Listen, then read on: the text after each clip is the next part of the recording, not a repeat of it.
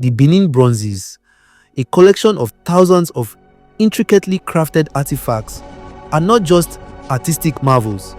They are the heart and soul of a story filled with triumph, betrayal, and a quest for justice that has spanned over a century. These works, created by the skilled hands of artisans in the ancient kingdom of Benin, tell tales of kings, gods, and traditions. But their journey from royal treasures to stolen loot and global museum pieces is a saga so compelling, it's hard to believe it's true. Imagine this: a kingdom flourishing in West Africa, its people masters of metallurgy and storytelling through art. The kingdom of Benin was no ordinary realm. Its bronzes, made using the lost wax casting technique, were so detailed and advanced that they seemed to defy the capabilities of the time. These weren't just decorations, they were records of history, each piece imbued with cultural and spiritual significance. But their beauty would one day attract the wrong kind of attention. In the late 19th century, the Kingdom of Benin found itself in the crosshairs of the British Empire. At the time, European powers were ravenously dividing Africa, and Benin, with its wealth of ivory and palm oil, became a prime target. But unlike many other kingdoms, Benin resisted.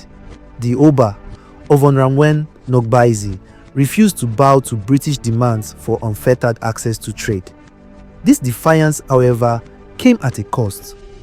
In 1897, tensions boiled over. A British expedition claimed to be on a diplomatic mission to Benin, despite being warned that their arrival coincided with a sacred festival when outsiders were forbidden. When this mission was ambushed, likely provoked by the British themselves, it provided the excuse they needed. The British declared war, branding the kingdom as barbaric and in need of civilization. What happened next was nothing short of devastating. The British launched a full-scale military invasion known as the Punitive Expedition. Over 1,000 troops, armed with rifles and artillery, stormed Benin City. They razed homes, desecrated temples, and slaughtered anyone who stood in their way. The royal palace, a magnificent structure, was looted and burned. The destruction was so complete that survivors likened it to an apocalypse. Amidst the ashes, the invaders stumbled upon treasures that left them in awe. Thousands of bronze plaques, masks, and sculptures. These weren't just works of art, they were masterpieces, unlike anything seen before. The intricate details, the craftsmanship, the stories they told, it was all so far removed from the stereotypes of Africa that had been fed to Europeans. And yet, instead of respecting these treasures, the British looted them. Over 4,000 artifacts were taken from Benin City and shipped to Europe. Some were sold to private collectors, while others found their way into the world's most prestigious museums. The British Museum alone houses over 900 pieces, and many more are scattered across Europe and the United States. These bronzes became the pride of Western institutions, displayed as symbols of artistic brilliance. But there was one glaring problem: they didn't belong there. Back in Benin, the loss of the bronzes was more than just a cultural wound. It was a theft of identity. These artifacts weren't just decorations. They were spiritual objects, symbols of the kingdom's connection to its ancestors and gods. Without them, a piece of Benin's soul was missing. For decades, the people of Benin could only hear stories of their stolen heritage, unable to see the treasures that once defined their history. But the story doesn't end there. Over time, as African nations gained independence, the question of the bronzes' return began to surface. Activists, scholars, and even governments started demanding justice. Yet, European institutions were quick to offer excuses. They claimed that the bronzes were better preserved in their car, ignoring the fact that they had been stolen in the first place. Others argued that returning them would set a dangerous precedent, one that could lead to the emptying of their museums.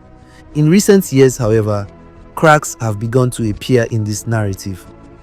Germany in 2021 made a groundbreaking announcement. It would return hundreds of Benin Bronzes to Nigeria. This decision sent shockwaves through the art world and put pressure on other nations to follow suit. The British Museum, long resistant to such demands, now finds itself at the center of a growing movement for restitution. But even as some artifacts begin their journey home, the scars of their theft remain. The Benin Bronzes are more than just objects. They are symbols of a history that cannot be erased.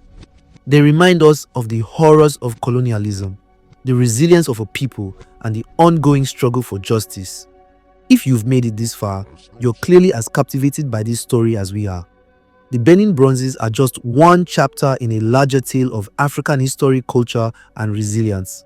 If you want to dive deeper into stories like this, hit that like button and subscribe to Motherland Mysteries. Let's uncover the truths of the past together and celebrate the legacy of a continent whose stories deserve to be told. Your voice matters in this conversation. What do you think should happen to the Benin Bronzes? Should they all be returned, or is there another way to honor their legacy? Share your thoughts in the comments below, and don't forget to join us next time as we explore another mystery from the motherland.